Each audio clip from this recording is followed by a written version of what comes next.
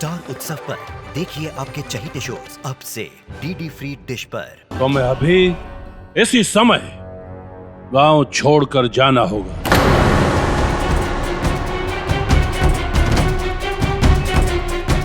दाता ठाकुर, मैं आपके आगे हाथ जोड़ता हूं, मुझे बस एक मौका और दे दीजिए। मैं अपनी मंजिल के बहुत करीब हूं।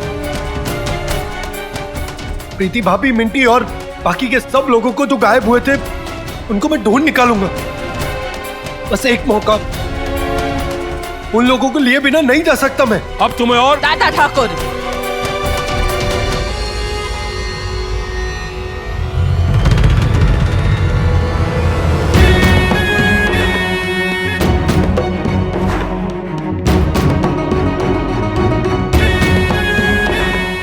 अपनी भाभी और भतीजी को खोया है इसने, और उससे पहले इसके बड़े भाई की मृत्यु हुई थी इस गांव में। इसीलिए मुझे ऐसा लगता है कि इसीलिए तो हम सब इसे अब तक बर्दाश्त करते आए हैं। लेकिन अब और नहीं। भगवान के आदेश का पालन ना करना, मंदिर के नियमों का उल्लंघन करना, इज्जतदार लोगों पर कीचड़ उछालना, यह सब और बर्दाश्त नहीं होगा। और जब से यह इस गांव में आया है, भगवान का प्रकोप और बढ़ गया है हमारे गांव में।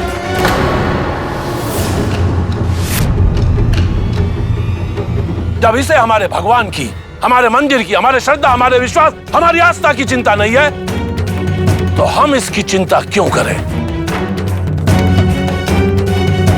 इसे इस गांव से जाना होगा, बस। दादा ठाकुर सही कह रहे हैं, अब इसे हमारे गांव से जाना ही होगा। जाना ही होगा, जाना ही होगा। ठीक है।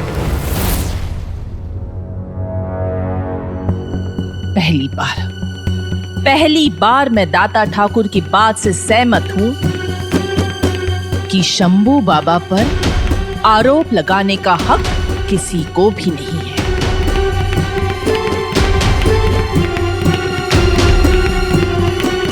तुम्हारी भाभी और तुम्हारी भतीजी का ध्यान रखते हुए हम तुम्हें एक और मौका देंगे।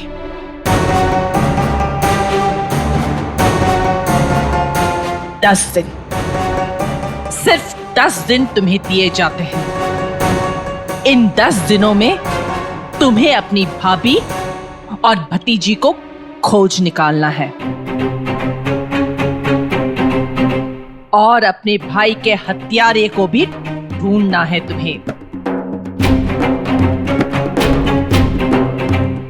और उसके बाद एक पल के लिए भी हम तुम्हें इस गांव में रहने नहीं देंगे, समझे? बोलो, मंजूर है? मंजूर है मुझे। 10 दिन काफी है अपना सच साबित करने और काल भैरव मंदिर के रहस्य को पूरी दुनिया के सामने लाने के लिए। अगर 10 दिन में ये कुछ साबित नहीं कर पाया तो तुम खुद अपने हाथ से इसे धक्के मारकर गांव से निकालोगी।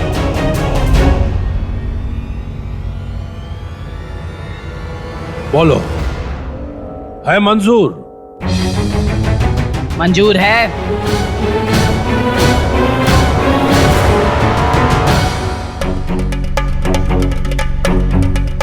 चलो घर।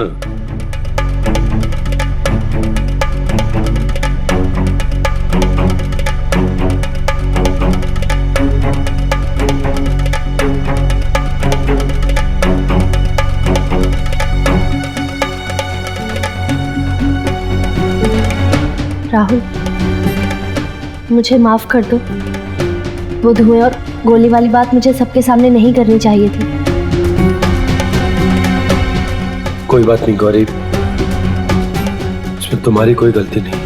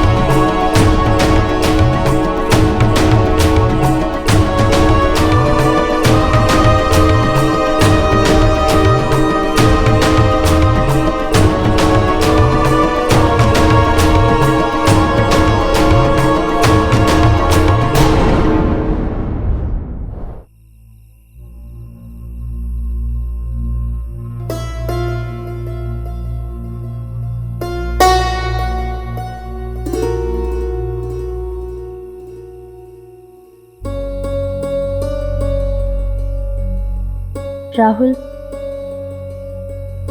मुझे नहीं पता आज जो कुछ भी हुआ वो सही था या गलत। मैं तो तुम्हें अपना सपना बताने आई थी। सपना? जब मैं आनंद भैया के लिए काल भैरव भगवान से प्रार्थना कर रही थी, तब मैंने देखा शिवगण की तरह एक बड़े सिंह वाला आदमी, 9 दिव्य शिवलिंग, और उस आदमी के हाथ में एक बड़ा सा ओम था जिसे उसने चाबी की तरह दीवार पर धसे ओम पर रखा और वो दीवार खुल गई, बिल्कुल बिल्कुल किसी दरवाजे की तरह। और उस दरवाजे के पीछे एक गुफा थी और उस गुफा के अंदर जाने का रास्ता भी था।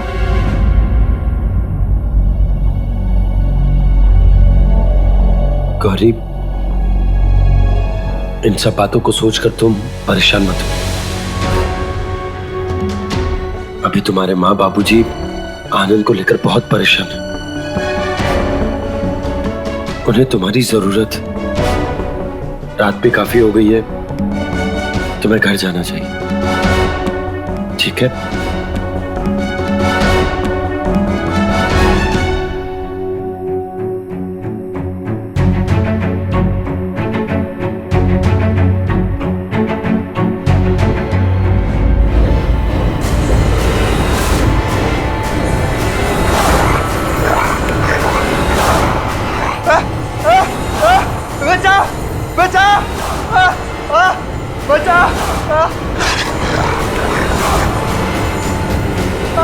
बचाओ, मुझे छोड़ दो। बचाओ, मैं कुछ नहीं किया, मुझे छोड़ दो।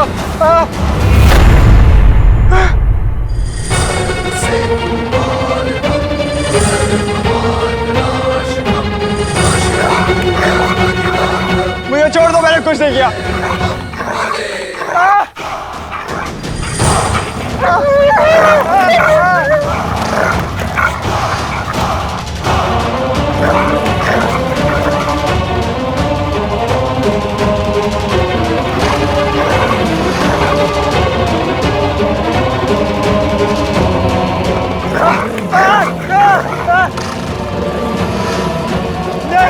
मेरी कोई गलती नहीं, मुझे छोड़ दो।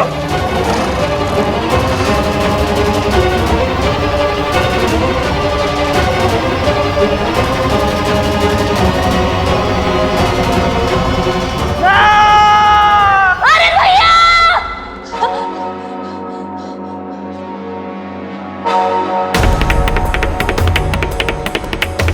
गौरी, क्या हुआ बेटा?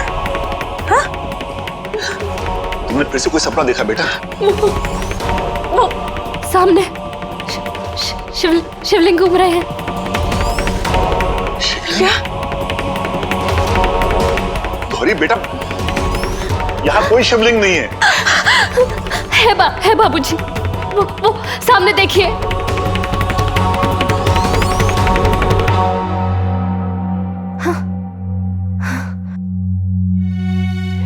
गौरी, गौरी? कुछ नहीं बेटा, तू घबरा मत। हाँ, तू घबरा मत। माँ, बहुत बहुत भयानक सपना देखा। आनंद भैया,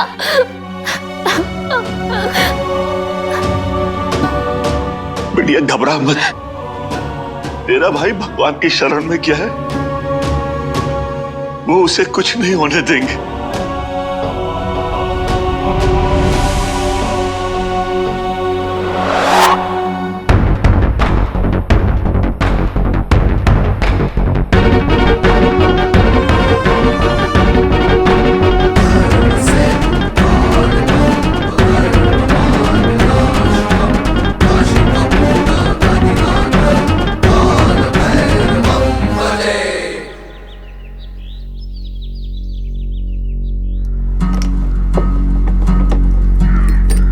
हे भगवान, कल रात जो सपना देखा वो सिर्फ बुरा सपना ही हो, सच ना हो। जय भगवान काल भैरव। अब गौरी, गौरी सुनो,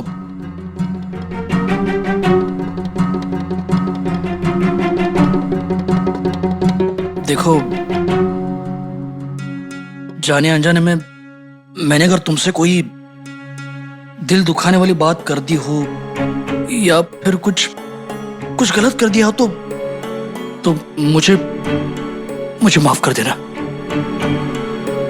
भगवान कब कौन सी किसकी भूल पर क्रोधित हो जाए पता नहीं। अब तुमने माफ कर दिया ना? हाँ, हाँ। मतलब वो जय भगवान काल भैरव।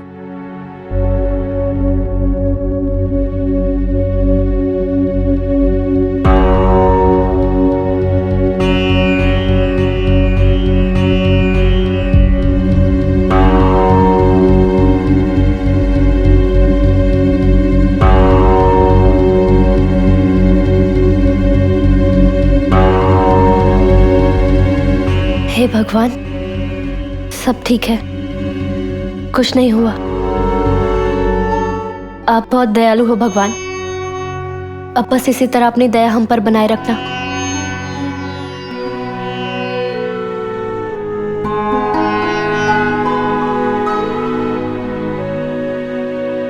देखा ना बिटिया, जैसा सपना देखा था वैसा कुछ भी नहीं। पूजा का समय हो गया है। हाँ बाबूजी, आप आरती की तैयारी कर लीजिए, मैं मंदिर की सफाई कर देती हूँ।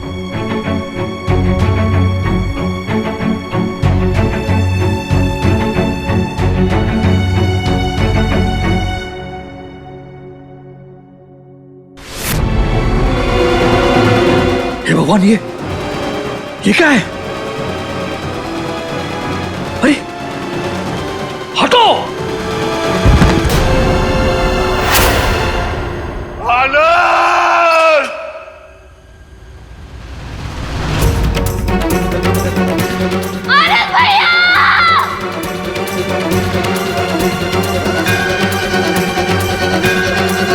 मेरा बच्चा,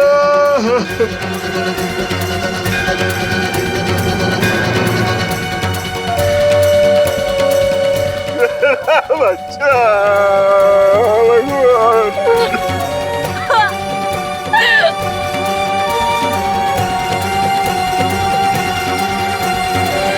भगवान मेरे बच्चे।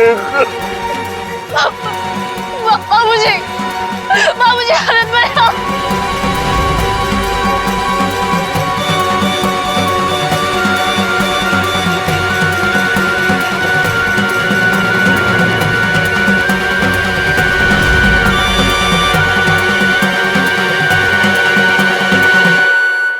क्या हुआ मेरे आनंद को? आनंद! आनंद! आनंद! आनंद! आनंद!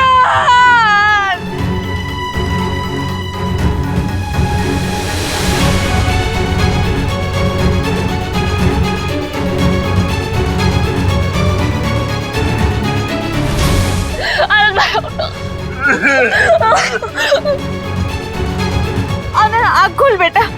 आनंद,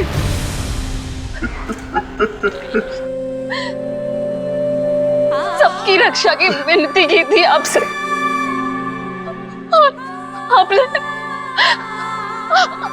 आपने मुझसे मेरा भाई छीन लिया।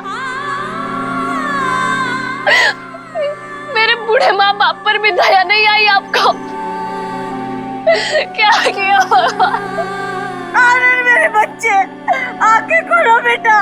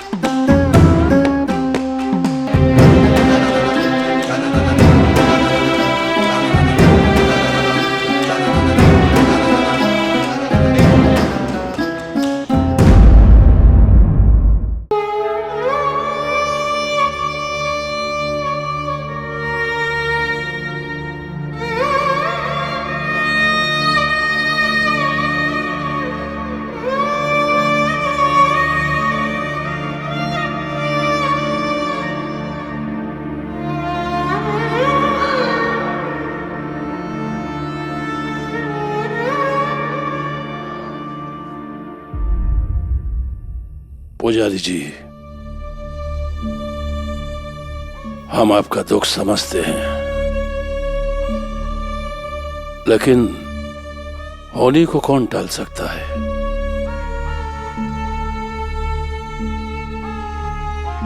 हिम्मत रखिए, किसी भी चीज की जरूरत हो तो बेहिचक कहलवा दीजिएगा।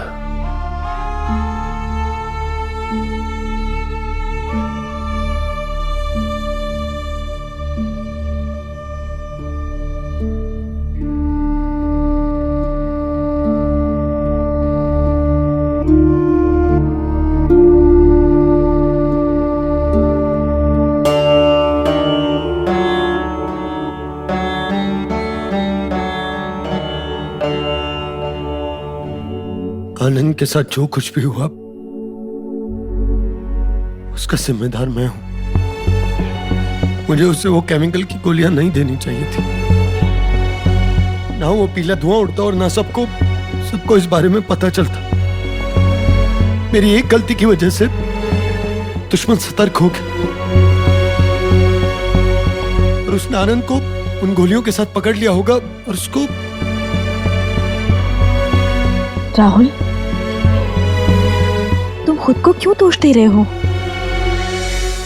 ये सब जो कुछ भी तुमने किया वो आनंद को बचाने के लिए किया ना। और रही बात उन केमिकल की गोलियों की, तो उन केमिकल की गोलियों वाली बात गौरी ने सबके सामने कही थी राहुल, तुमने नहीं। नम्रता जी ठीक कह रही हैं।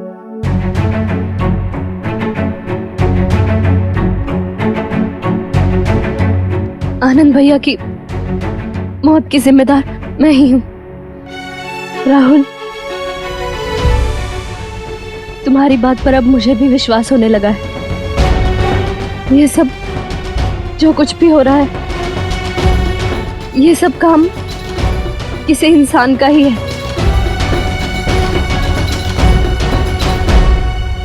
मेरे भगवान ऐसा नहीं कर सकते। मेरे भगवान किसी की हत्या नहीं कर सकते। मेरे भगवान मेरे भैया को मुझसे नहीं छीन सकते। गौरी,